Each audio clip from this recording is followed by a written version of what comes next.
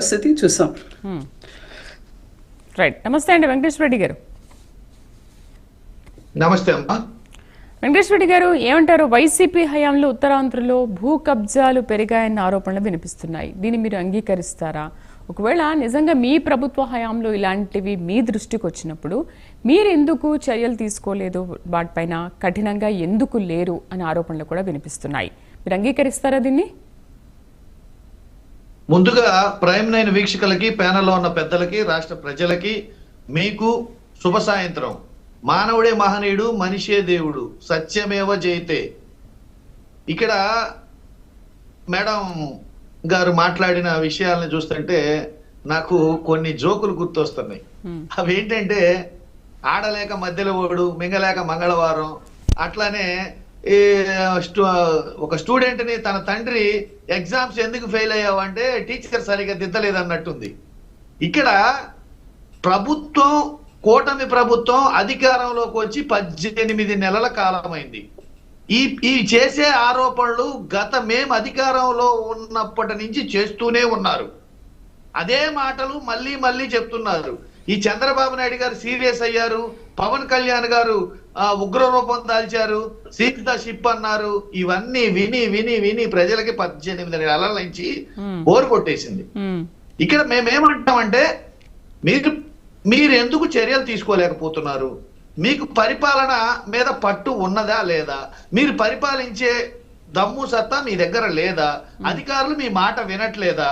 మీరు చెప్పేవి నిజాలైతే ప్రతి ఒక్కరి మీద ఈ పార్టీకే చర్యలు తీసుకోవాలి కదా. చర్యలు ఎందుకు తీసుకోలేకపోతున్నారు? చర్యలు తీసుకోవట్లేదంటే మీరు చెప్పినవి అబద్ధాలని కదా.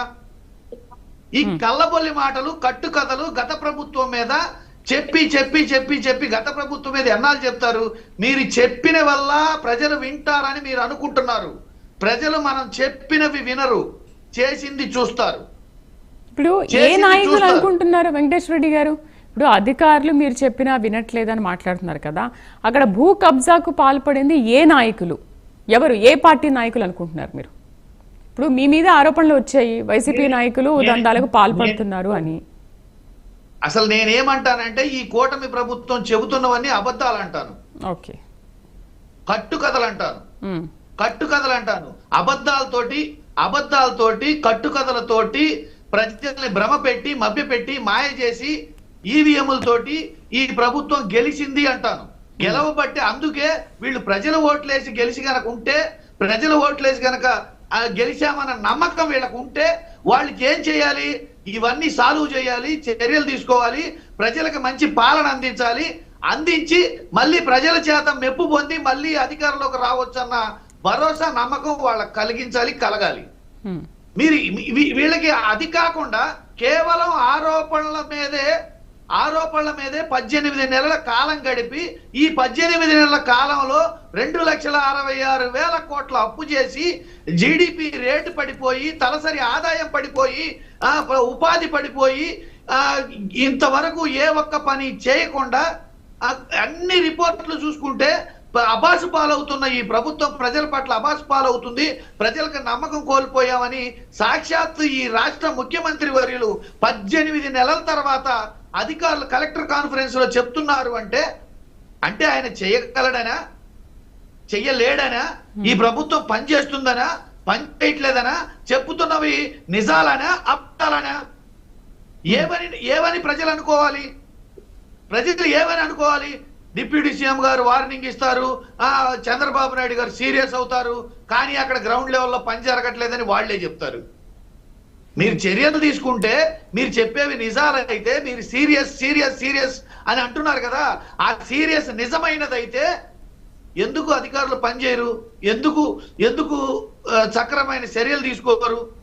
మీరు చెప్పేవన్నీ కేవలం మీడియా ప్రాపగాండ కోసం, గత ప్రభుత్వాన్ని వైఎస్ఆర్సీపీ పార్టీని, మమ్మల్ని జస్ట్ హ్యూమిలేట్ చేయడం కోసం, అబాస్పాలు చేయడం కోసం, కాలం గడపడం కోసం, మీరు చేసే మీ అసమర్థతని కప్పిపుచ్చుకోవడం కోసం, మీ అబద్ధాలని కప్పిపుచ్చుకోవడం కోసం మీరు మాట్లాడుతున్నారు తప్పితే, మీరు చెప్పే వాటిలో ఒక్క దాంట్లో వాస్తవం లేదు. కాగ్ రిపోర్ట్ లో వాస్తవం ఉండదు, నీతి ఆయోగ్ లో వాస్తవం ఉండదు, కేంద్ర ప్రభుత్వం ఇచ్చే రిపోర్ట్లకి మీకు చెప్పే మాటలకి పొంతనుండదు. ఆ రిపోర్ట్లు వేరే విధంగా ఉంటాయి, మీరు వేరే విధంగా చెప్తారు.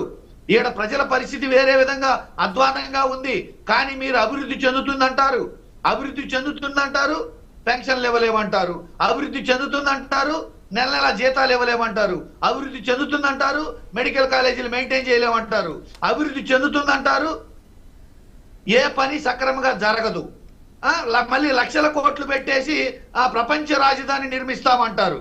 ఇంతవరకు ఒక కట్టడం కట్టింది లేదు. కడుతూ ఉన్నాం, వస్తూ ఉన్నాయి, జరుగుతూ ఉంది.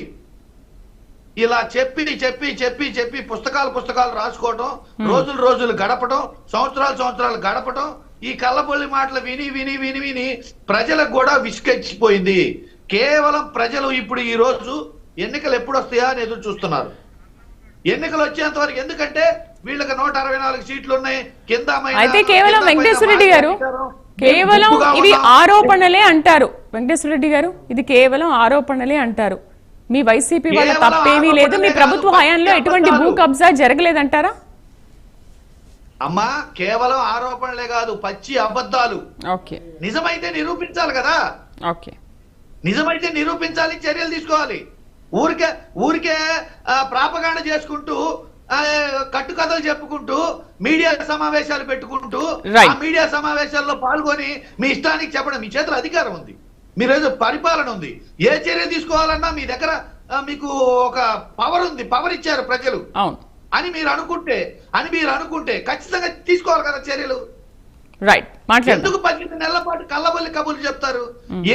ఏ డిబేట్ కన్నా రాని, ఏ మీడియా సమావేశానికి అన్నా రాని, ఏ సమావేశం అన్నా పెట్టని, అది కలెక్టర్ కాన్ఫరెన్స్ కావచ్చు, అసెంబ్లీ సమావేశాలు కావచ్చు, కేబినెట్ సమావేశం కావచ్చు, మీడియా సమావేశం కావచ్చు, డిబేట్లు కావచ్చు, టోటల్ ఎంటైర్ కూటమి పార్టీ ప్రతినిధులు అందరూ అబద్ధాల మీద బతికేయాలనుకుంటున్నారు, పుకార్ల మీద బతికేయాలనుకుంటున్నారు, ఆరోపణల మీద బతికేయాలనుకుంటున్నారు.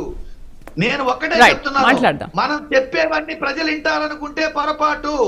చేసినవి చూస్తారు, అల్టిమేట్ రిజల్ట్ ఏంటని చూస్తారు. మనం చెప్పిన వాటికి అవుట్పుట్ ఎంత ఉందనే చూస్తారు.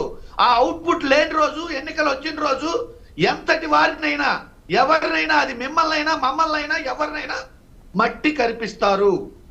దయచేసి నా విన్నపం ఏంటంటే, నా విన్నపం ఏంటంటే, ఒక పార్టీ ప్రతినిధిగానే కాదు, ప్రతిపక్ష నాయకుడిగానే కాదు, అధికార ప్రతినిధిగానే కాదు, కేవలం ఒక సామాన్య మానవుడుగా, సగటు మానవుడుగా, ఆంధ్రప్రదేశ్ ఓటర్గా నేనేం చెప్తున్నానంటే, మీకు 5 ఏళ్ల పరిపాలనా కాలం ఇచ్చారు, అత్యద్భుతమైన బలాన్ని ఇచ్చారు అని మీరు భావిస్తే, మీరు ఖచ్చితంగా ఈ 5 ఏళ్ల కాలాన్ని అబద్ధాలతోటి కాలం గడిపేయొద్దు, ఆరోపణలతోటి కాలం గడిపేయొద్దు. పని చేసి ఎంతో కొంత పని చేయండి, ఆ పని చేసి నిరూపించండి, ఎంతో కొంత ఒక అడుగు ముందుకేసే విధంగా చూడండి. దయచేసి ఇది నా విన్నపము. రైట్, మాట్లాడదాం. నమస్తే శ్రీరామ్ గారు. నమస్తే అండి. శ్రీరామ్ గారు, అసలు